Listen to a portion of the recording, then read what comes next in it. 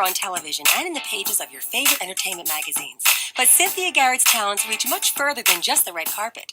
She's an author, actress, mother, Emmy-nominated show host, and celebrity interviewer. Hello, everyone. My name is Cynthia Garrett, and welcome to the London Sessions. I actually felt purpose-driven in a lot of ways to understand more of what seemed so simple yet so complex. What is the spiritual reality of our lives? Let me tell you, stop worrying about the counterfeit. Just get to learn the real. I see grown-ups all over the media who are making statements to 15 and 17-year-olds like, it's time for me to live my own authentic life. It's time for me to speak my choices and do my thing and have it my way and be who I want to be. And me and I and me and me and me and me. There's a lot of selfishness and ego involved in parenting today. We asked another question. What do you think is the hardest thing about parenting? Take a look at this.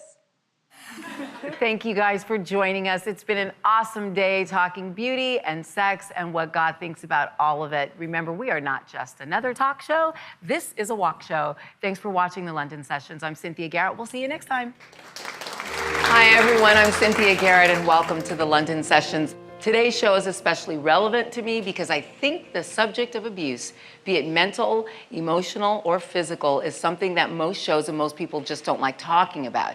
It's uncomfortable. And it's especially uncomfortable to talk about your own abuse because once you're in a place to discuss it in a forum like this, you don't want people feeling sorry for you because in large part you feel that you've made it past it or you wouldn't be able to share and discuss.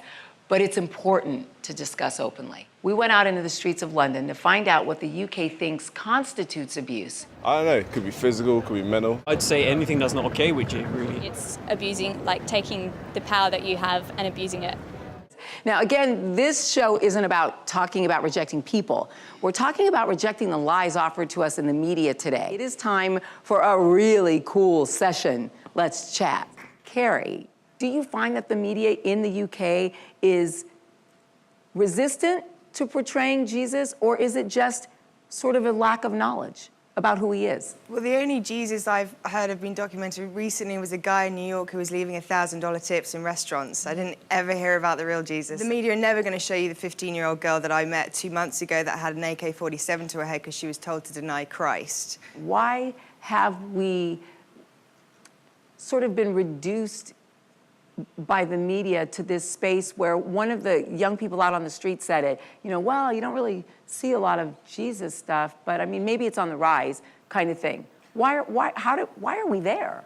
Well, because the church, and when I say the church, the body of Christ, cannot stand together. We refuse to stand in unity. We're the quickest to judge, and we're the last to love. Makes me think of something Mother Teresa said, be the change you want to see in the world today. Darren, I have a question for you. Should we be even concerned with trying to make Jesus cool in the media? Yeah, I mean, my team and he's kind of cool without us, right? I mean... my team and I talk about this all the time. It's all where we kind of think, like, does God need to be rebranded? Hi, everybody. I'm Cynthia Garrett, and welcome to another mini session. The entire world is affected when you walk in your identity. And in my experience, it was love that saved me. It was love that waited for me. It was love that pursued me. It's love that pursues you and saves you. It's love that's the greatest because love has the power to heal. Love has the power to change. Love has the power to resurrect dead things and dead people. Men, choose a wife for the size of her heart, not for her breasts. I may not be the queen mother, but I know enough to know that in raising my son, when a woman's focus is on her exterior looks and your focus is right there with hers, then you're about to invest in an extremely shallow vessel. So shallow, I'm not sure you can do a whole lot with it. And he said to me, you will have a talk show, but it won't be a talk show, it'll be a walk show. I love Teaching that, women actually. how to walk their lives out with faith. God, and the question of God, is the only thing that has actually lasted throughout time. It all hangs on God and his existence or not. All right, those are the nominees, and now we got to hear from our movie critics. Let's talk about dreams and disappointments. So what is it that we don't know about you that you want us to know about Jamie Foxx? And in fact, Mr. Hoffman, Mr. Capote never finished another book again. Cynthia shines in the city.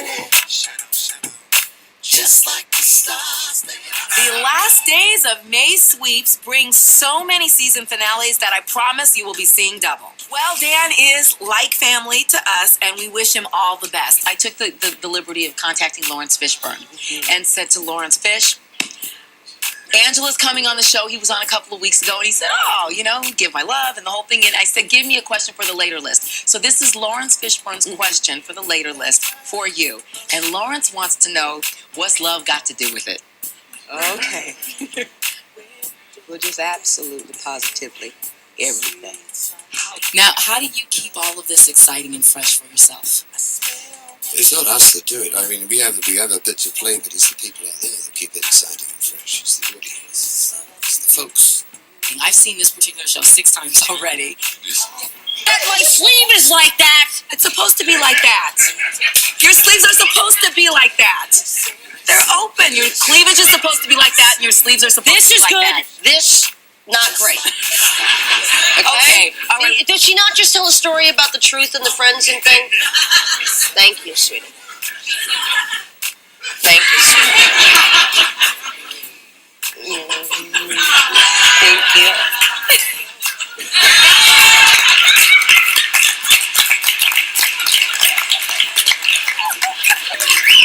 Cynthia, how are you with this one? Better than this one. Okay, well, we'll pass that one on over well, to not. you. I don't want it. Absolutely, positively. If you had to be stranded on a desert island with 3 famous people, who would you choose? 3 famous people? Uh-huh. 3 famous people. Holly Berry. Mama didn't raise no fool. No. Probably Janet Jackson. And you. But we have to go, so I have to thank you. All right, Cynthia. How about you guys? Want to give them a big round of applause?